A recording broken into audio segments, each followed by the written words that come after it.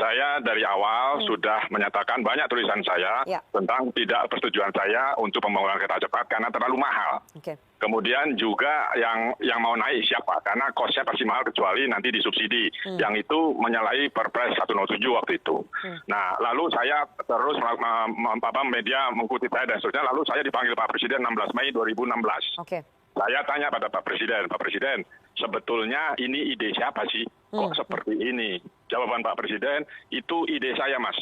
Karena untuk menjadi bangsa yang besar, kita harus mempunyai teknologi tinggi. Dan saya memilih kereta cepat karena dibantu Cina, itu waktu saya diajak naik kereta oleh Xi Jinping, ini enak sekali dan Cina mau bantu. Saya bilang, oke Pak, tetapi kosnya mahal sekali. Enggak, tenang saja. Tidak apa-apa, bisa kita biayai. Ya sudah, saya sudah sampaikan kemungkinan-kemungkinan yang sekarang terjadi. Jadi kalau sekarang berkomentar lagi, ya saya sudah sampaikan langsung pada Pak Presiden dan ini sekarang terjadi. Nah ini belum apa-apa. Yang nanti saya khawatirkan, ketika operation maintenance kereta ini sudah jadi, itu juga sangat tinggi. Lalu yang mau naik siapa? Karena jurusannya hanya dari Halim sampai Padalarang, tidak lagi sampai Bandung. Tidak berhenti di Kerawang, tidak berhenti di Walini.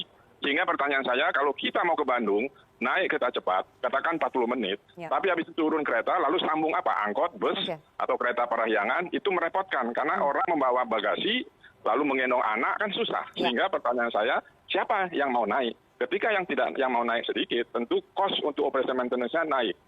Lalu kapan kembalinya, itu bisa dihitung, ada hitung-hitungannya. Karena saya punya proposal yang dibuat oleh Jepang dan proposal yang dibuat oleh Cina. Tapi Pak Agus sekali lagi, apakah kemudian ini menunjukkan meskipun Anda dan mungkin para pengamat yang lainnya sudah pernah mengingatkan Presiden, ini menunjukkan bahwa ada skema perencanaan yang salah ya? Bukan yang salah setelah berjalan, dari dulu juga salah. Makanya saya bilang kan terlalu mahal. Karena saya sudah pastikan, saya sampaikan pada Pak Presiden, pasti akan ada hal-hal yang membuat Pak Presiden repot. Nah sekarang ini yang terjadi. Ya kan, jadi bukan salah karena sudah jalan lalu salah, enggak. Memang dari awal itu hitung-hitungannya. Kalau yang dibuat oleh Jepang itu kan, ini kan proyek Jepang, lalu diminta paksa oleh pemerintah diberikan pada Cina. Ini bukan pakai tender ya. Pejabat negara yang selalu menjadi kepercayaan pemimpin populer, ya dia lagi, ternyata sekarang tugasnya ditambah untuk menyelesaikan proyek kereta cepat Bandung-Jakarta. Triliunan anggarannya untuk membangun dengan harga lebih mahal daripada membangun kereta Beijing-Shanghai yang berbatu, bergunung yang terjal secara harga per kilometernya. Membangunnya di saat negara lagi miskin lagi, tak beruang, ditambah ekonomi rakyat bawah Senin Kemis. Sementara pejabatnya hanya peduli pada maunya oligarki. Jadinya membangun jaringan kereta cepat itu harus, sekali lagi harus, dan pastinya pakai hutang. Lalu dengan hutang yang kelewat besar tersebut, apa balik nilai ekonomis dengan banyaknya komuter orang yang pakai transportasi kereta cepat tadi? Pertanyaan berikutnya, apa sih urgensinya membangun proyek mercusuar seperti begitu? Proyek itu kalau kita bandingkan dengan uang yang sama buat beli kapal nelayan misalnya, nelayannya kaya, rakyat dapat makan sehat ikan, perompak hasil kekayaan laut Indonesia, kapal-kapal asing terusir, Indonesia nelayannya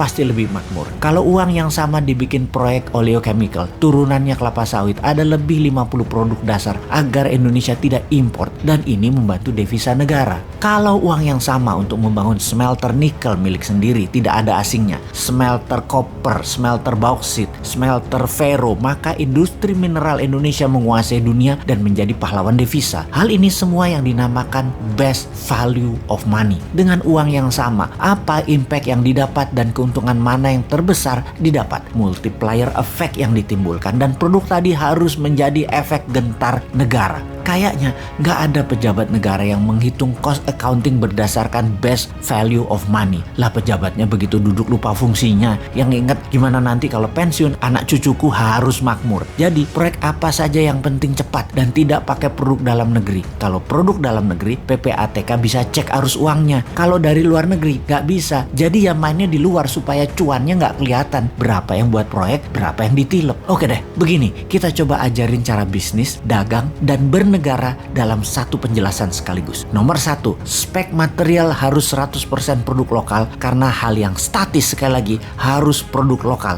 Mending Krakatau Steel yang buat relnya karena sisanya seperti bantalan dan jaringan-jaringannya yang statis dan elektrik lokal bisa. Tentunya dengan bimbingan yang memiliki lokomotif penarik gerbongnya. Lalu gerbongnya buatan Madiun PT Inka. Jadi hanya lokomotif dan teknologi teknologi high speed train yang dibutuhkan dari pihak asing yang ternyata tidak lebih 20% nilai proyek. Ingat, filosofinya kereta cepat atau alat transportasi massal adalah memudahkan perpindahan manusia dari tempat tinggalnya ke wilayah produktif lainnya. Dalam jarak Jakarta-Bandung, ada 3 pemberhentian baru. Jangan yang punya oligarki seperti grup Lipo, Mekarta, Sinarmas pemberhentiannya. Harus lahan baru milik BUMN yang akan dibangun 1 juta tempat tinggal murah, cicilan tanpa bunga yang dibangun low rise apartemen, high rise apartemen, dan land house yang lengkap dengan sekolah, pasar, rumah sakit di setiap wilayah. Murahnya lahan, bangunan murah karena tanpa bunga akan memindahkan 1 juta manusia ke wilayah tempat tinggal baru yang bukan milik oligarki Dracula penyedot hak rakyat dan oligarki perubah peraturan pemerintah sesuai dengan maunya dan keuntungan mereka yang akan meningkatkan keuntungan mereka untuk menjadi sponsor politikus. Profit margin penjualan properti tadi akan menjadi pengurang nilai investasi dan penurun harga ongkos biaya kereta api tadi. Itu baru namanya game changing. Wis, ngono wae sarannya. Semoga didengar oleh orang yang peduli di atas sana kalau masih punya tempat di pikirannya untuk memikirkan rakyat dengan ilmu lain.